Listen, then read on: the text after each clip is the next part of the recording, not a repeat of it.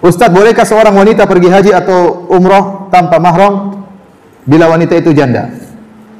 Masalah bersafar tanpa mahram, terutama safar dalam rangka ibadah, masalah khilaf di kalangan para ulama. Ya. Sebagian ulama mengatakan tidak boleh secara mutlak, karena ada nas yang tegas dalam hal ini.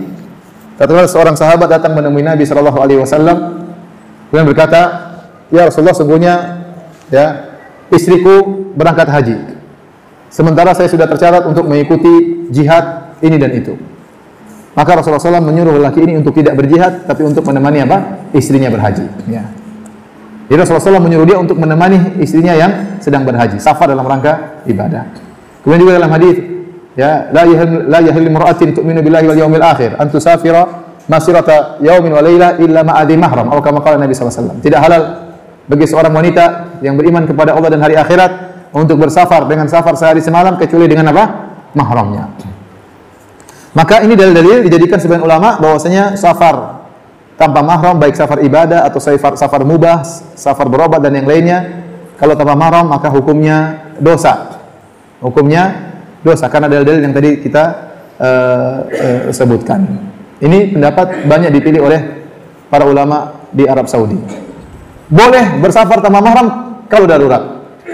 Contoh, seorang ingin berobatnya harus di luar kota, sementara tidak ada mahramnya, atau suaminya masih di luar negeri, nggak keburu, maka darurat nggak jadi masalah. Kalau darurat semuanya membolehkan. Oleh karenanya dalam hadis Ummu Salamah radhiyallahu taala anha, waktu beliau berhijrah tanpa mahram, suaminya lebih dahulu di mana? Di Madinah. Abu Salamah lebih dahulu pergi ke Madinah, sementara Ummu Salamah di Madinah. Ya. Abu Salamah tidak datang untuk menjemput Ummu Salamah karena kondisinya tidak memungkinkan.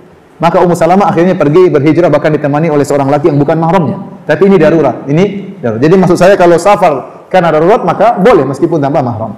Tapi yang kita bicarakan yang tempat perselisihan safar bukan darurat seperti haji ataupun umrah. Pendapat pertama tadi saya sampaikan hukumnya haram secara mutlak. Kalaupun dia haji atau umrah tanpa mahram maka hajinya sah tetapi dia berdosa. Umrahnya sah tapi dia berdosa. Pendapat yang kedua bahwasanya masalah safar tanpa mahram ini adalah masalah muamalah, bukan masalah ibadah. Dan asalnya masalah muamalah, ilahnya diketahui. Ilahnya diketahui, sebab pengharamannya diketahui. Berbeda dengan ibadah, asalnya ibadah, sebabnya tidak diketahui. Seperti kenapa salat zuhur 4 rakaat, kenapa salat subuh 2 rakaat, maka tidak perlu kita ketahui. Tapi kalau kenapa ini haram, kalau masalah muamalah diketahui sebabnya.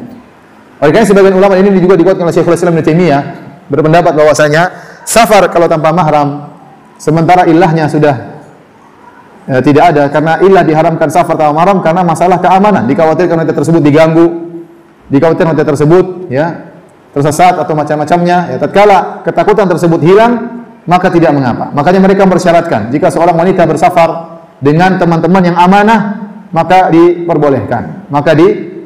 Seperti safar dalam rombongan umrah, safar dalam rombongan haji, ya, safar dengan teman-teman yang amanah.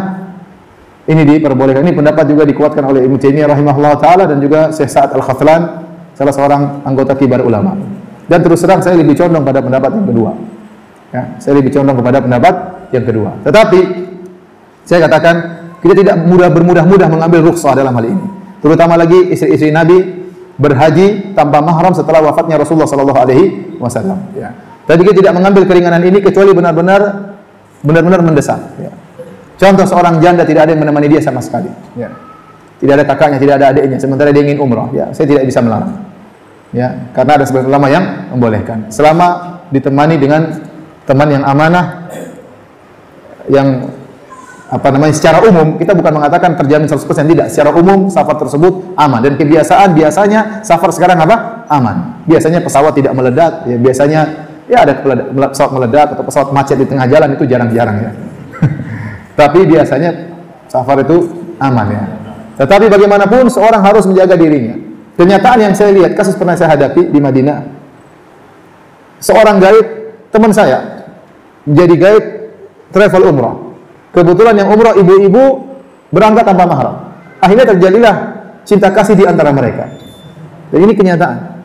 Sampai akhirnya dia nikah, padahal dia punya istri, teman saya punya istri. Akhirnya datang ke rumah, kemudian mengeluhkan, istrinya datang nangis-nangis dan macam-macamnya. Terutama safar yang lama. Contoh haji. Ini juga kasus saya hadapi. Haji.